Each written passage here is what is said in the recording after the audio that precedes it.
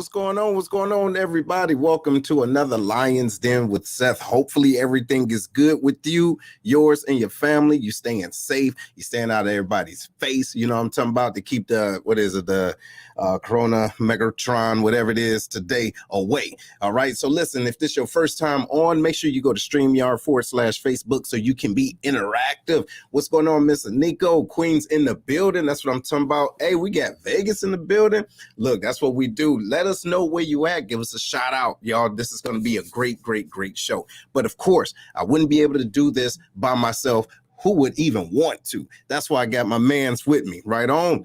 Big Herm, what's popping, bro? How you going on, man? Everything good over here? How you living? Man, slow motion, man. Slow motion, sipping a little bit of my hustle juice. Keeping what's in my cup. You dig?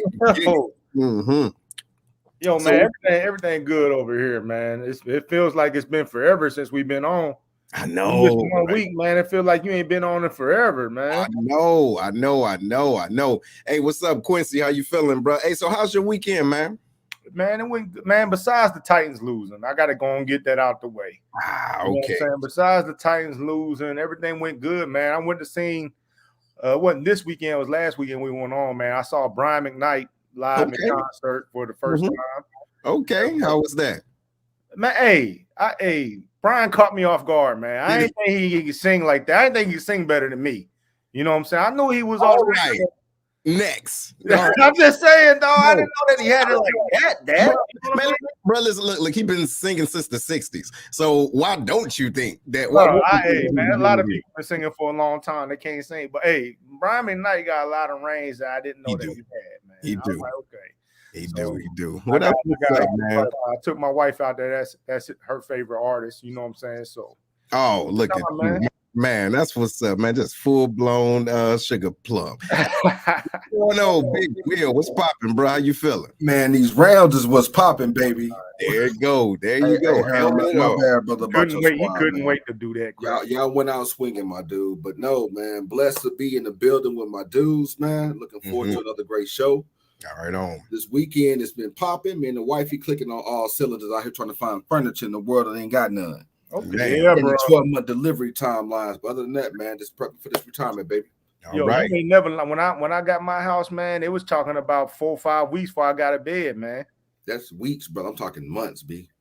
Yeah, because that was that was beginning of COVID. Yeah, beginning of COVID. So it was talking about 4 or 5 weeks. So now I'm about 4 or 5 months. That's a long time to be on an air mattress. Bro, and you know what? Hey, the older you get, your back ain't made like that. You go a big ass house with an air mattress inside of it, man. But it's yours. Hey, priorities all jacked up, right? Hey, Big Larry, what's popping? Oh another hoodie. What's happening, man? You know what it is, baby. We just won. Like we gonna celebrate. Maybe they forgot. We ain't forgot nothing. We represent the team, baby. That's what it is. Okay. You know what I'm saying? In the team, just because y'all teams ain't in it, don't mean we ain't in it. Listen, look, we ain't doing this. How's your story would be different had the Titans won. I guarantee you that fool would have on the Titans hoodie right now. I don't want to hear none of that. Let's move on with the show. All right, move on. Keep it moving, bro. As I sip my yum juice. Yum. Okay. All right. Well, look, ladies and gentlemen, if y'all haven't done so already, please hit the share button. Okay. Stop acting funny style. This is some great information. We have great guests on here, and this is a way to show appreciation, y'all. Today, this evening, we have Miss Sherise Cooper. A little bit about her. She's going to be here to bless us all with the things that she has been through that hopefully can encourage you to let you know you can also do it. There's no excuses. Ladies and gentlemen, y'all give her a nice round of applause, Miss Sherise Cooper. There you go. How you doing? Hey, I'm grateful, full of gratitude. Yes, indeed. Hello, gentlemen. What's going on? Hey. Yes. So, listen, welcome to the Lion's Den, ma'am. I know we've been talking about it for a while, so I'm glad that you're finally here. So, if you don't mind, hey, so tell the world a little bit about you. Who is Sherise? Oh, okay, well, my name's Sherise Rochelle. About to turn 53, God willing. But first, before I begin, I have to give honor to God. As I understand him, and just for who he is, I'm just grateful. I want to give honor to my mother and father who done their best to raise me to be the woman I am today. Also to those who have catapulted me to where I am today, the program of Narcotics Anonymous, not to be promoted, but I have to mention them. The program helped save my life. And my loved ones, definitely my man, he is my number one cheerleader. Terry, I want to thank you for believing in me. My sister, who's my rock. And I also have mentorships that are going on, a couple of them. I would like to mention Yolanda Hempfield Robinson, who is the founder of Women in Vision Incorporated, who's also given me, who's allowed me to glean and become a better woman, as well as Nigella Allen. She's my mentor as well, professionally and personally. So that being said, I grew up here in St. Louis, in Normandy, actually. Yay, Normandy Vikings, red and green. That team is mean. So, that ain't all they known for. Oh, Normandy ain't no joke, especially when I was there. I'm sorry. But I grew up there on Lucas and Hunt, literally a few blocks up from the Normandy High School, smack dab on Lucas and Hunt, across the street from the cemetery, right? Yep. I had an older sister and my mom and dad, so a two-family home for sure. And I don't know. I can just go on and on about that. Do you want me to go all the way up to now, or just pretty much just stop right there for now? No, you know what? So this is what we're gonna do. We're gonna go through. The fellas is gonna just ask you some questions, and again, just be completely honest, open. You know, and whenever you feel the need to go back. You get what I'm saying? To help an individual to resonate or relate to where you're at, feel free to do that. Big Will, what you got, bro? Sis, what's going on? What's going on? You know I got love for you because you're from the Lure already, right? But listening and reading through your bio and just looking at some of the things that you've been through thus far in your life and what you persevered through, how much of a role did the support from your school play in your progression or the direction that you took? Because we hear a lot of stuff about public schools. How did it influence you? Oh my goodness. Well, I tell you, Normandy was amazing school to be a student in, because they recognize talent in the students at an early age. I was a member of an independent study program from 3rd grade on up to 12th grade. Independent study program is pretty much for advanced students, right? So that 4 hours out of the day, I would be with the general population, and then I would become grouped with other students who were advanced as well in their studies. And so we can study things 2-3 grades above what grade we actually were in. So there were challenges that we always competed with each other as far as grades go. And so Normandy cultivated me intellectually from an early age. It recognized and encouraged, you know. So you fancy. I see you. Yeah.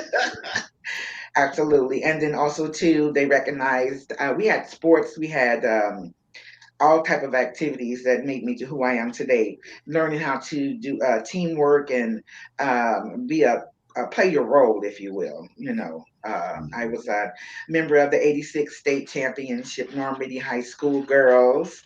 We took the whole thing. Yes, I ran 300-meter hurdles and the relays, 4x8, and also did a little long jumping. But my thing were the hurdles. And so Normandy, we went far with that, and also to the gospel choir and the student government. I was pretty active in those as well.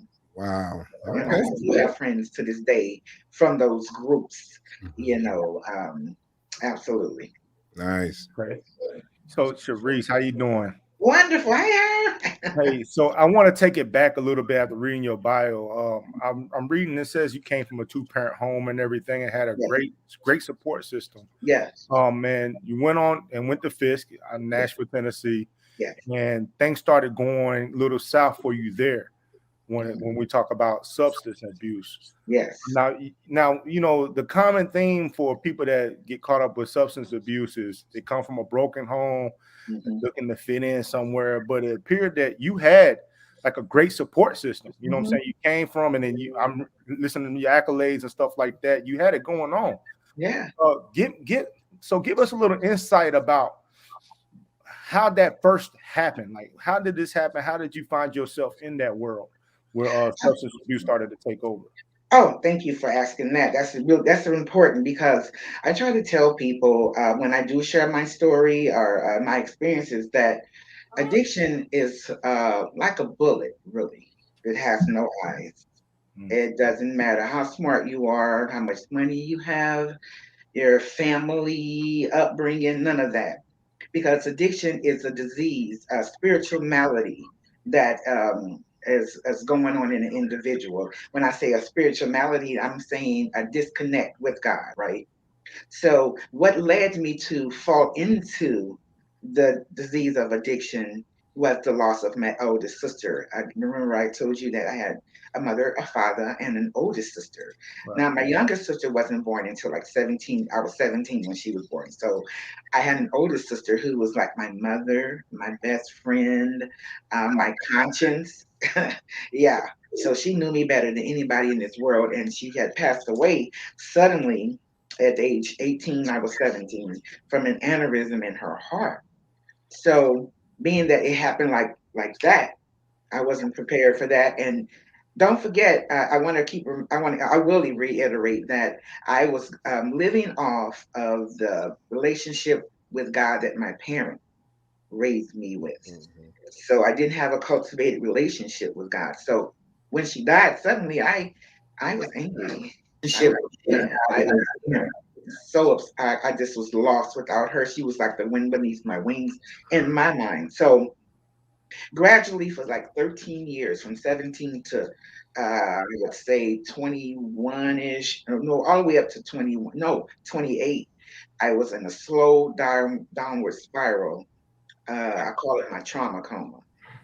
I pinned it that because I started making bad decisions. As a matter of fact, my sister passed away a few months before I was to go to Fisk University. So I'm in college, just going through a days, going through the motions really, but spiritually I wasn't there. So I started making bad decisions. I was really lonely, hurt, angry, and I just gravitated towards some things that I didn't know about. Like I'm a survivor of date rape from college, and so I gravitated to the person who said the right things, promising affection and understanding. When all along, I was raped on a date, which produced a daughter. So I had her, I guess, 3 years, and the last 3 years of my attendance at Fisk, she was with me. That's when I was mentioning that house I had around the corner. But at any rate, so that was my first experience from bad choices, though. Uh, Looking to feel something other than the pain that I had experienced once my sister passed away. There was no counseling or I guess no one recognized I was away from at school, so family didn't see the change really, but they knew the decisions I was making were like, what? Wait a minute, what is that? I was cry out for help actually. So had my daughter after my freshman year. Then I felt like maybe I could marry somebody. A man asked me to marry him. I was like, okay, let's do that. It's just impulsive behavior, seeking anything that felt better than what I was doing. Mm-hmm. Wow. Yeah. Larry. Yep. So actually, I had my first. I didn't believe in alcohol or drugs, any of those things. Being that I was an athlete, captain of the cheerleading squad, and I also have another pin, a prom queen turned dope fiend. That sums it all the way up for me. When you see Sherise, you see that prom queen, the captain of the cheerleading squad, track star, all that, and then something as death of a loved one that I was close to caused me to not care about anything, anybody. But I didn't know it was going on, though. I didn't know that's what I was feeling. I was angry at God for taking her. And after a while, I guess I pretty slowly was trying to kill myself as well. So, 21, just to show him, I'm a you don't leave me here without my sister. So, and then my family had high expectations of me because I've always excelled in everything that I even put my hands on. So now here I am all of a sudden behaving differently. So they were like, oh man, what's going on with her? But they weren't listening. They didn't know what to listen for, what to watch for. So, because I was good at wearing masks. I am a master of wearing a mask. Wow. Yeah. So here, this is what I'm gonna do. We're gonna transition a little bit. Go ahead, Larry. What you got? Yeah, I want to hit on that a little bit more though, and my question is tied to the struggle. So on the one hand, the question is, during your struggle, did you have people in your ear trying to pull you out of it? But on the other hand, the anger you had, was it so much that you were defiant and in denial of the struggle to where you like, no, I'm good. I don't need your help. I can get through this myself. Can you kind of walk us through what your mindset was like during that struggle phase? Oh yeah, absolutely. Again, like I said, I was the master of masks, wearing masks. So I had the appearance of the girl next door or the girl who's got it together. But secretly, I was living a double life for about 13 years. Wow. I would have my kids, because again, every 5 years I would get into a relationship to produce a child. So I had 3 children. So I would be a mother, a sister, a daughter, an employee during the week. And then the weekend, I'm slumming on the west side of St. Louis. I call it slumming because I was in the dope house. I was smoking crack, drinking. Then I come back to my regular life during the week. So nobody really knew. At least I thought they did. I was good at hiding, very good at hiding. And I did that for like 13 years. Mm-hmm. So as far as support goes, all I know is my mother was angry at my behavior. She like 3 kids, she's not married, divorced, all this stuff. Like I started going to church with my dad. He pulled me into his church. He's a deacon, and we prayed Holy Ghost, everything. My mentor was the actual mother of the church, the bishop's wife. So I sat up under her, trying to learn just something, anything to save me from this. And but I wasn't transparent with my family with the drugs and alcohol. They didn't find out till finally, because we know the disease of addiction is progressive. It's insidious, very cunning and baffled. So I didn't recognize what it was, but I knew something internally was going on. So it caused me to make these decisions. And that affected me for the rest of my life, and it wasn't conducive to the lifestyle I was presenting to the world. But because the results were some going on, and I was crying out for help without asking because I was secretive. I kept the crack and the alcohol. Well, not the alcohol so much. I drank 3 darts on a dart team, so that allowed me to drink, during the week. So, but as far as the drugs, that was secret between me and the people I got high with on the west side. My family didn't know anything about it. Until I hit rock bottom on that tip. Because, like I say, the disease is progressive. So after a while, it became bigger than me. Of course, for years, I was able to dip and dab on the weekends. Nobody know. But then that disease became a habit. So here. So I want to touch on this real quick before we go into the break. You said something that I want to touch on when you talked about your bottom. Okay. And for those out there that hear that term.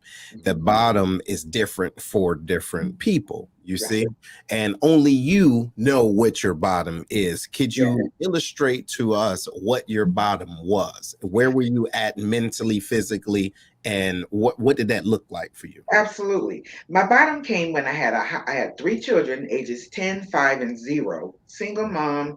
I had a house over in U City, trying to work and get high at the same time without anything changing.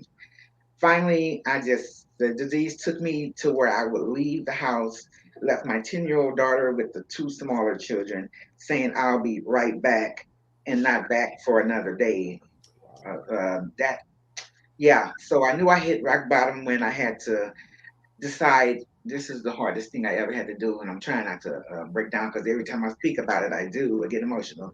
I had to give my kids to their dad before the state would come in, before someone got hurt, or before I was slapped under the jail. So the beginning of my rock bottom was surrendering my children to their fathers so I wouldn't drag them down with me. So I knew then, but the real rock bottom hit when I packed my house up. I got some crackheads. We call them crackheads then.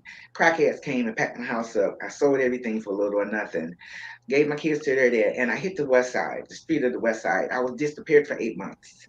My family didn't even know if I was dead or alive for 8 months. And that was rock bottom. But the real rock bottom, because I still had money, my mom enabled me, when I say gave me things that a woman needs, because she always told me, no matter what you're doing, where you are in your life, you're still a lady. So I had things to take care of myself. But my rock bottom was when I took a VACO. We called them abandoned houses VACOs. Took the VACO because I got tired of staying with this man and that man, I found the VACO and fixed it up like a house, stole electricity from the building next door. And I cleaned houses on the streets of the West Side, as well as I would have a trap, as they call them, on almost every block. And my expertise was pleasures of men when I chose to, as well as extensive cleaning in homes. The cleaning the homes kept me, I would say, me from going all the way over. Doing something that I love to keep my mind thinking, be creative, and produce something. But I didn't work. That was my job. For 10 years, I was out there in the wilderness. The rock bottom hit when I had absolutely nothing. Just clothes, maybe. I had some clothes. I was one of the cleanest crackheads you've ever seen. But yeah, straw hats. I'm walking around with big hats, sundresses, heels. It was crazy. I still didn't lose myself totally, but I had absolutely nothing. Nothing. Wow. And people were dying around me. All my ace boom coons that would get high with heart attacks.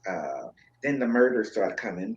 The men that I lived with got murdered. It was like shot in the head. It was just everybody was getting killed, And I was like, okay, God, okay, check this out. I will surrender this way of life. I want to live. I've changed my mind. I don't want to die. So if you take this monkey off my back, I promise to share how you saved me for the rest of my life, so long as I have breath. Okay. And that's what I do. Hold on. So we're gonna pause right there. Okay. Yeah. Wow. So yeah. So this is what we're gonna do, y'all. We're gonna take a little pause for the calls, and we're gonna talk about that transition when the monkey got off her back. You understand what I'm saying? Ladies and gentlemen, if you haven't done so already, make sure you share this, tag individuals, let them know you're listening to the Lion's Den, okay? Because you could have been anywhere in the world, but you happen to be here with some gentlemen and a nice young lady, right on? But don't go too far. We will be right back. Right on. One thing we can cherish during these times is family dinners. Think about it, the nice, succulent southern fried chicken, baked beans cooked to perfection, creamy macaroni and cheese, cornbread. You get the point. Come check out Kevlar's Grill, where all the meals are cooked with perfection, professionalism, and love. Located outside the Scott Air Force Base back gate inside the VFW is where you can find them. Also, they have military discount for all of our serving members. Give them a call. Their number is 618-416-5700, and that's inside Scott VFW, post 4183. And they also have Grubhub. Call them now and tell them that the Lions Den sent you. Monique Slater is a top negotiating, award-winning real estate agent in San Antonio, Texas. Her focus is on educating and empowering individuals on building general wealth through homeownership while providing exponential service with integrity and excellence. Although her heart is for serving first-time homeowners and the military community, her clientele ranges from $100,000 to $2.5 million. Monique has developed an awesome team that can get anyone into a home and has sold homes in less than 6 hours. After servicing the Air Force for over 28 years, retired Chief Slater has a massive network, so she can connect you with an awesome agent anywhere in the U.S. And if you're in San Antonio or relocating there, give Monique a call first to help you find your dream home. Give Monique a call at 210-237-7268.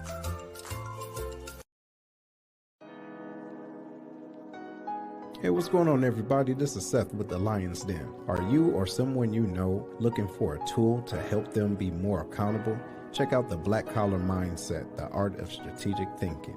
It's a manual to help maneuver through life strategically by holding yourself accountable every step of the way. Go to theblackcollarmindset.com to grab your copy today. Again, the website is theblackcollarmindset.com. Trust me, you won't be disappointed. Let's get it together.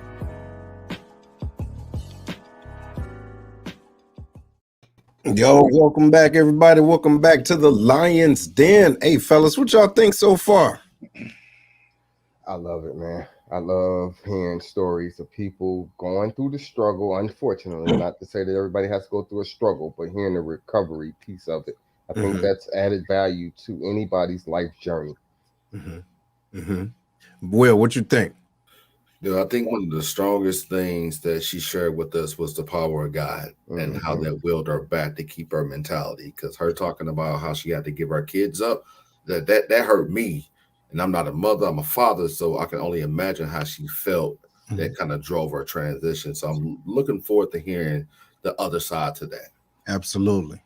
Big Herm, what you think, bro? Man, the part that hit me is that, you know, driving around St. Louis and any city, man, we see people walking around the streets, you know what I'm saying, doing exactly what she's talked about, you know what I mean? And I always wonder if they ever see a way out of that, you know what I'm saying? Because when I see them, I see desperation, you know what I'm saying? It's like they're desperation or no longer there.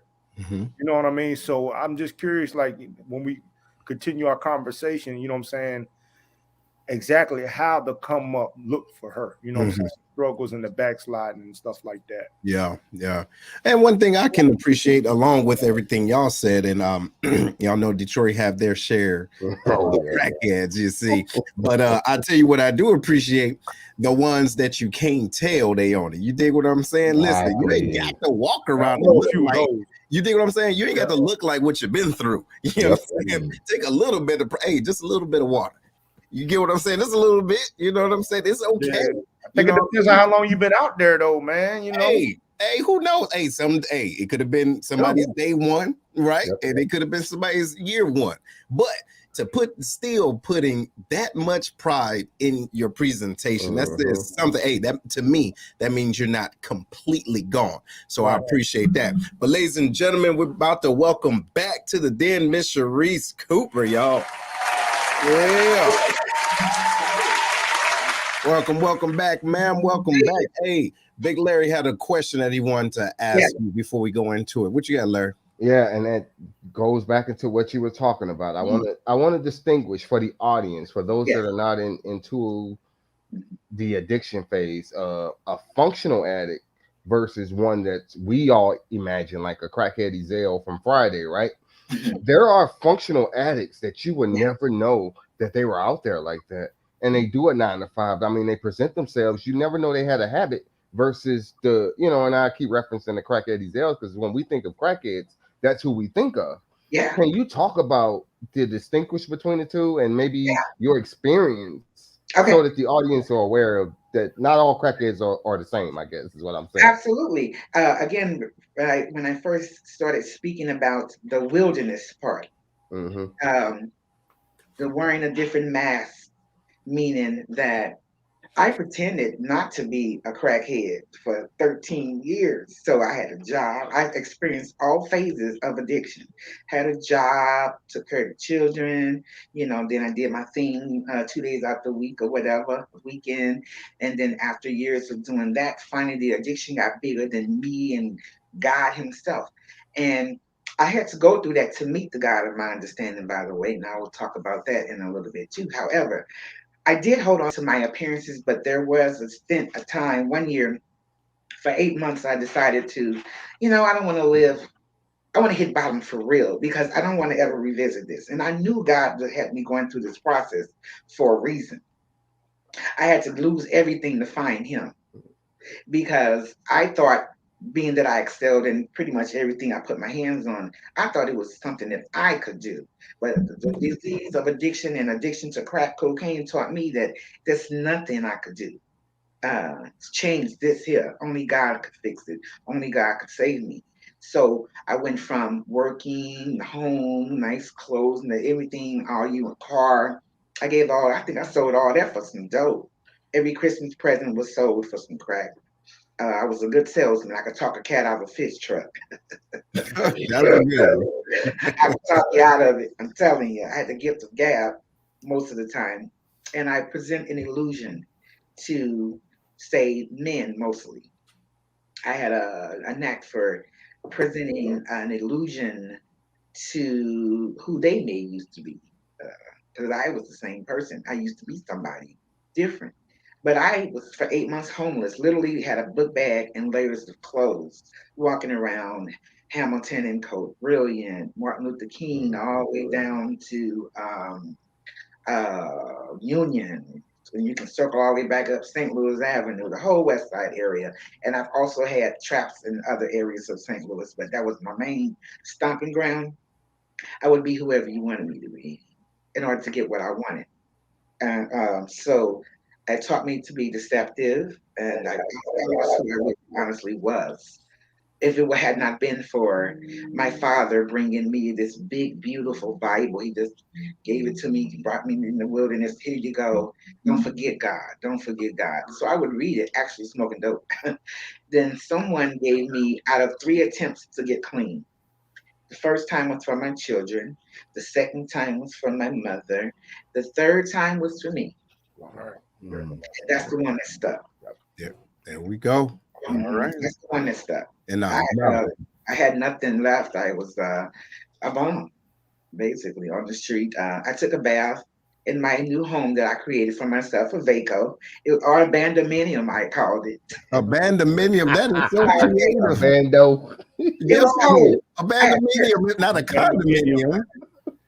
I had curtains. I would pilfer from the building next door, the abandoned building next door, and they had stuff people left, like good stuff. So I've made a house. Stole electricity from the other building. I didn't have hot water. I had this cold water, so I had a little skillet. I would heat up water and put it in there. I've taken baths in big pickle buckets of water outside in a gangway. Take a bath, At least you took a bath. I'm sorry. At least you took a bath. Wow. I was clean as was. I would clean my shoelaces, my shoes, because I always felt like when I go outside, I have to respect society. What I'm doing is my business. Right. It's not for the kids to get to school or even say a family member or anybody passing by. I have to respect society's time. So normally I wouldn't run around running and scoring dope and all that stuff in the daytime. It would be at night. And if I did come out in the day, I was always on point for sure, because I didn't know who I would run into and who I could finagle out of some money. Wow. If I looked like $2, that's what I was going to get. Yeah. Awesome. Go ahead, Big Herm. So my question is, since you were out there in the streets all through there, and you're out now, but I'm pretty sure you probably still know people that's still out there. Yes. You know what I'm saying? Do you Are you able to have conversation with those folks? Have you been able to help anybody out of that struggle? You know what I'm saying? And tell us some stories about that, like how you was able to reach back and maybe help somebody get to where you're at. Well, I found my purpose, and that is actually my purpose. So I'm just ecstatic that, because I remember praying, God, what is my purpose? What is my purpose? Give it to me so I can get on it. But I had to go through something to get to it. And I use DeHavelyn Homecare. I'm a sole proprietor of DeHavelyn Homecare.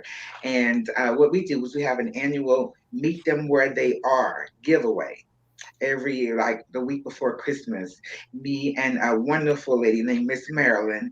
Big ups to the Church on the Rock, because they supply us with a lot of the condiments and things that we put in these book bags. There's always a blue book bag for men and a pink book bag for the women. We fill them with condiments and necessities that a person on the street might need. Who knows better than me? So I know what to put in that bag because I know what I needed. So soap, toothbrushes, just phenol products and things like that, hygiene products, shave razors, and oh my gosh, socks, gloves, hats, all the whole shebang. And we fill up the truck, Yukon truck that we have. We fill it up and we pull up on the people. We meet them where they are on the west side, and just hand in the bag. God bless you. Scriptures in there as well, and resources if they want to get help.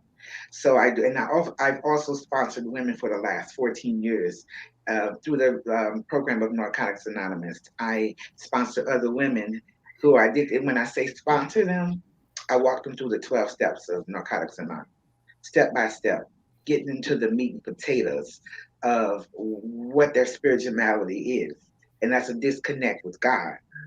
So I listen, and then I help them pilfer through it, if you know what I mean, to get to peel back the layers of the onion of the person, remove all the different masks, because that's hard. That takes time right there itself, because oftentimes we don't know we have a mask on. So I help them process that. And then also too, I give back with Women in Vision. We facilitated at the Clayton Jail Correctional Facility in Clayton there before COVID, and we give them living skills. I didn't really have a lot of time with that, but being a part of Yolanda Hempfield Robinson's man, she's awesome. The conferences and the forums usually are geared towards women, fixing our hearts, straightening our crowns, how to be better women for each other, you know. So I'm deep into that, and I'm grateful for her for allowing me to participate and give what I have to give. Awesome. And then I talk to anybody. And my patients, I'm also a lead patient access rep with BJC Healthcare, and I work at Barnes, and I'm currently at Christian Northeast. And something about when a person sits in my desk and I'm getting their demographics together, their insurances together, you get talking, and I'll share right then and there as soon as I get an opening about how God saved me. Anybody who'll listen, I'll tell them. Nice. Go ahead, Will. I want to first say thank you for not just sharing your story, but being vulnerable and walking in your purpose. Because some people don't get the chance to really do that and believe in themselves to really do what God called them to do. So I commend you on that. Thank you. You speak on how you help people, you walk them through those 12 steps, and that's big, right? Being an advocate, kind of showing them that, hey, you can do it too. I did it. But I want to speak on the relationship with your kids. And throughout this trial, you missed a lot of time. And how is that relationship now, given that everything that you've gone through and what the kids have gone through, being put with their father, so on and so forth? But I want you to touch on this, because a lot of people mess up in life and don't know how to face the people that they hurt. And I want to kind of hear a little bit more from you about how you did that. And you know, I'm so glad you asked that. Oh my goodness, that's the hit right there, because oftentimes a lot of us, including myself, stayed out in the wilderness or on drugs and alcohol a little longer because of the guilt. See, the guilt and the shame that I put upon my children and my family and myself, like classmates, you know what I mean? They're like, what? Sherise Cooper, you know what I mean? So they kept me out there a little longer than you normally. And see, the guilt and shame that I was feeling once before I got clean and then after are different, because naturally we all do it. As soon as we get clean and get about $5, we want to buy our children's love back, our forgiveness. We want to, what you need, I got you, or what have you. You can't do that. It doesn't work. So because they still feel what they feel. And to be honest, God has blessed me. I'll be honest, oh my goodness, my kids were my number one fans and motivators. And while I was in the wilderness, Mama, you can do it. We know you'll be back. Don't worry about us.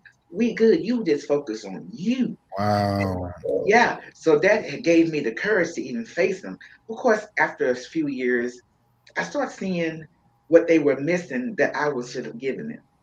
As my two girls, they're women now. And I can't blame, I can't be upset. It's hard not to beat myself up. I have to give myself a break. Oftentimes, clean, we beat ourselves up because we didn't do what we know we should have done for the children. Instill in them certain behaviors, and I didn't want them watching me in that part of my life. They can watch me now and pick up some of these things. So I live by example with my children. I have a listening ear, and I'm grateful for the process because now I understand what they're going through. As young adults, frustrating as it may be, because I forfeited a lot of the what's the word, leverage, will, and my children, and me trying to guide them. I had to be very careful of what I say and do with them. I'm glad that you said that. I'm glad you said that because I remember when I was younger, I was doing some things that was unbecoming of the man I am now, right? And my mother got wind of it, and she saw it and heard about it, and she pulled me to the side and everything. She said, "Hey, I know what you're doing." I said, "No, you don't." And she was like, "No, I do." And so, but what she did was she told me a time when she used to do it. Oh, you get what I'm saying? So it wasn't at that moment, it wasn't a mother and son conversation. It was more like a man to woman conversation, if you will, right? Yeah. And so what I appreciated, and please expound on this if you can, what my mother did was she was able to teach me without judging me because she walked in those shoes before, and she knows that it was a part of her life, and she learned something from it. So she didn't damn me to hell for doing something crazy. She said, "Wait a minute, I know what you're doing. I used to be there." So did you ever have that conversation with your daughters to help kind of illustrate certain things to them from your point of view? All the time. My son as well. My son is the youngest, and he's 23. So I keep it real with them. They call me whenever there's something real going on, and I appreciate that. I'm grateful for that. They call me with the real stuff because I'm gonna give it to them real. I'm going to be honest and open. They can't play me. You know what I'm saying? They can't play me. Because you can't fool a fool is what I tell them. You can't fool a fool, baby. You just gotta. So I bring it out, the honesty in them, and how that I tell them, I can't tell you a lie, and I don't want you telling me any lies, because not because you lied to me, the disrespect part. I mean, I'm just a person. The lie makes me have to go back and do what I was thinking at first and change that. I don't like that. You're wasting my time. So I keep it real with them on how to sign a relationship with God. Their own personal relationship. It has nothing to do with me and how I relate to God. But get one. Get one that's going to save you. It's going to help you walk through this life without the self-imposed anxieties and the fear and things like that. Once you get a relationship with the one who can change things, can give you endurance and the grace, when we realize, I teach my children, I talk to them about gratitude, accountability and gratitude. 1 + 1 is 2. And it's going to happen for you. 1 + 1 is 2 for you, me, and anybody else. Because we like to think we're special, especially when we're young. Oh, that won't happen to me. And that's what I thought. Oh, I smoke this. They like, oh, girl, you hit that. They told me, you hit that, that leather coat going to be gone in a month. I'm like, shoot, that control me like that. I'm Sherise, you know. So I try to. Next you know, another coat was gone. Oh, no. Coat and everything else. Wow. Well, here, look, we got a couple of more questions coming in, and now we want to get it before the end of the show. What you got, Big Herb? So I want to switch over to like a relationship, right? Being in the street, you know what I'm saying, and doing the things you were doing, I would assume certain things become desensitized to you when it comes to relationships with like men or whatnot. I'm assuming. So how was it when you met your husband and whatnot? I don't know when you met your husband or anything. When he came into your life, how did that transaction go? Like how did you give yourself up to him to know that he was the one? Well, he knew me before I had were clean, you know, before I began my recovery process. He knew that part. I have 3 lives. The life I grew up, you know, all the way up until I took my first drug. That started the second life, and now I'm into my 3rd lifetime. See, so I feel grateful for that. And he knew me in the second, knew of me, and so I asked him out when I got clean. That's okay. Yeah, I went for him because I was like, when I first laid eyes on him, when I was in the wilderness, I'm like, that's the kind of man I want. That's gonna be my husband. I just picked him out. And so when I got clean, I came back and like, hey, you know, I got 1 day clean. Is it okay if I call you? 1 day? So you was good. Right? I went for him. Okay. Because I wanted someone who understood, wouldn't be afraid, and can understand and even appreciate my walk in the wilderness without judgment because I wanted to be transparent. And I already know from other people, other women's experiences when they share with a man their process in active addiction, they automatically and instantly carry them like that. And they're not that way anymore, though. They don't give them an opportunity. And there's the trust. They're like, oh, she probably out doing whatever, you know. Don't give you a chance to be the person that God intended you to be. And so that's why I had to choose him. I didn't want anybody who was green, don't know nothing about it. I don't have time to explain it. Probably won't believe me. They're gonna sit on that crackhead thing we see on the movies and stuff like that, clutching their wallet, you know, stuff like that, and then not allowing me to grow into who I am, and also too understanding that the dynamics that I deal with every day is because of that walk, the wilderness. It was because of the experiences before that.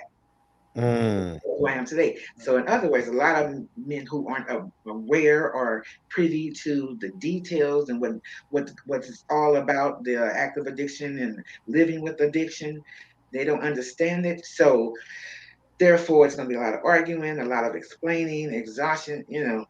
I just need to be with someone who understood all aspects. Already knew. Got you. Wow. You know, we got church house.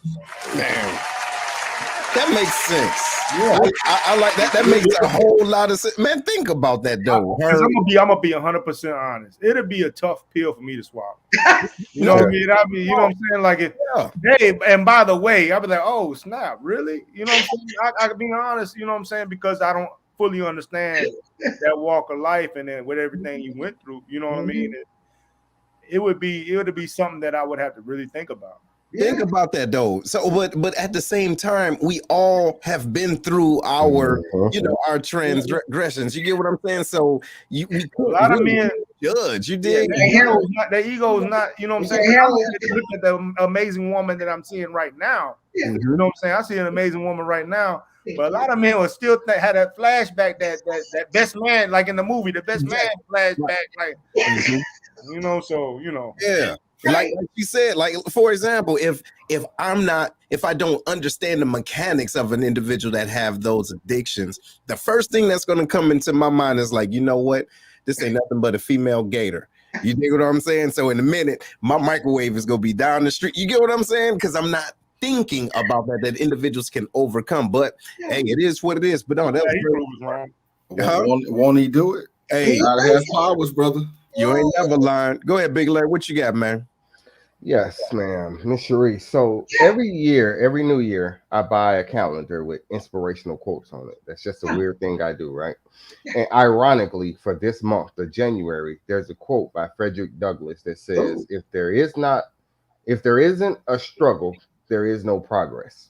And I think that ties into this conversation. So my question to you is, do you think your struggle in life during that dark period of time that you had, was it coincidental? Or was it something, I know you're religious, so was it a God's testament to test you to get you to where you are today? Oh, I like that. So first, I like to say, from my experience, pain is the great motivator to change.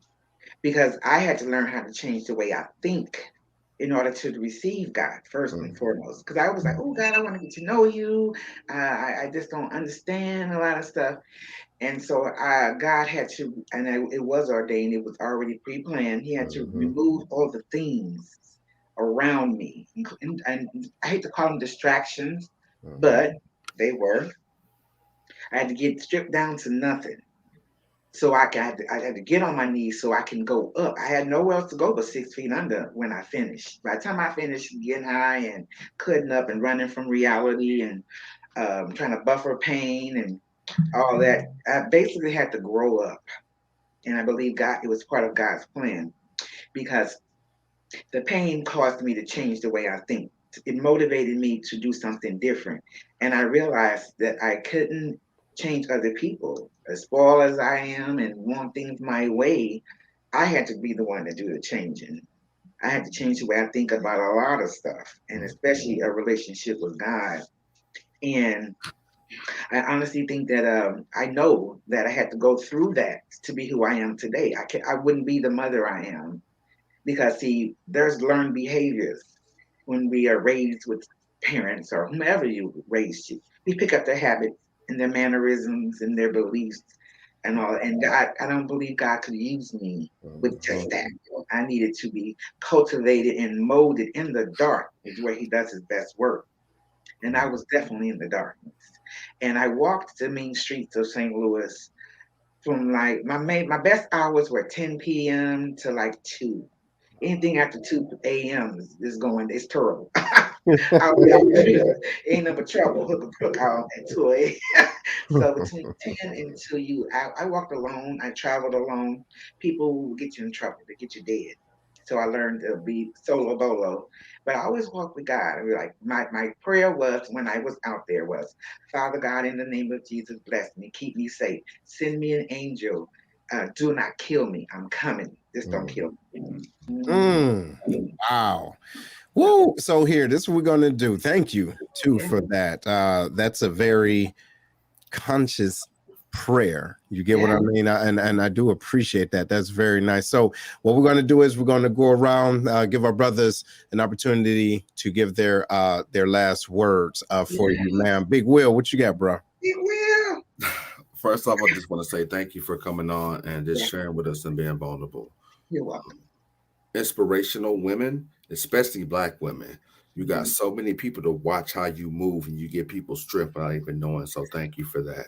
Yeah. But in my last thought, you said that you tried 3 times to get clean, but it wasn't the third time until you did it for yourself. Yeah. Is what made you get through it. I want that to resonate to anyone that may need to hear that you're not doing nothing for nobody else. It's only when you do it for yourself, but you weren't able to see that until God gave you the listening ear and eyes to see what you was doing it for.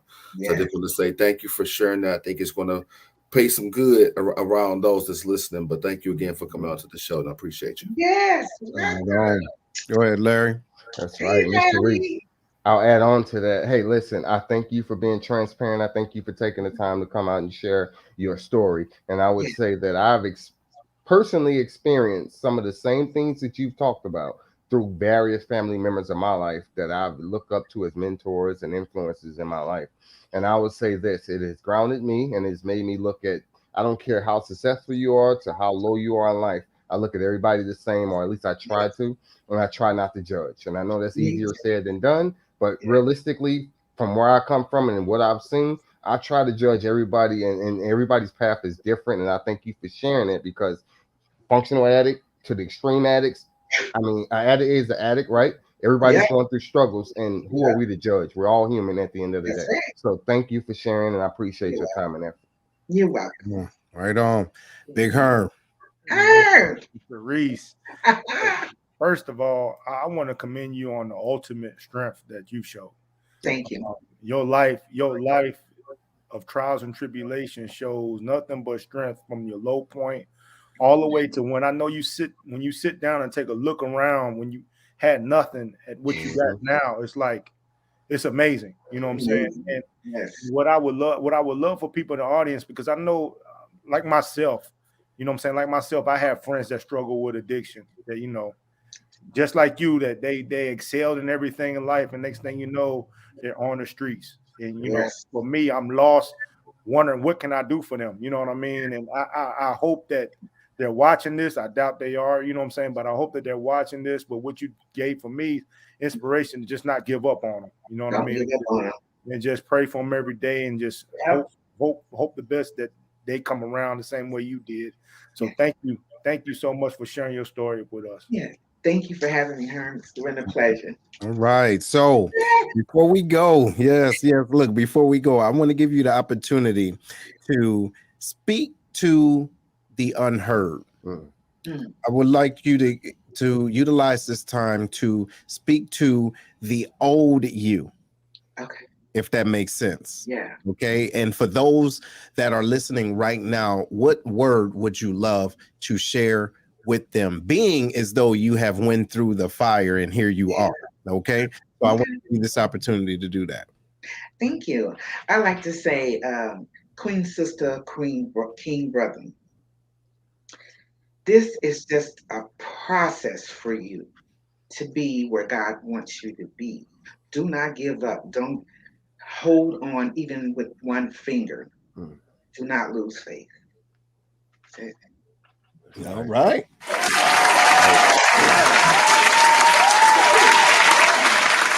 There it is. There it is. Ladies and gentlemen, this is and have been the Lion's Den. If you could dig this, please give us a review. Okay, it's in the chat. Make sure y'all give us a review so we know that y'all could dig this and you appreciate our guest. Thank you again, Miss Sherise. Yes. This was an outstanding show. And there's Larry holding up that cup. Go ahead. Put that helmet down, man. There you go. All right. Feel better. God bless you.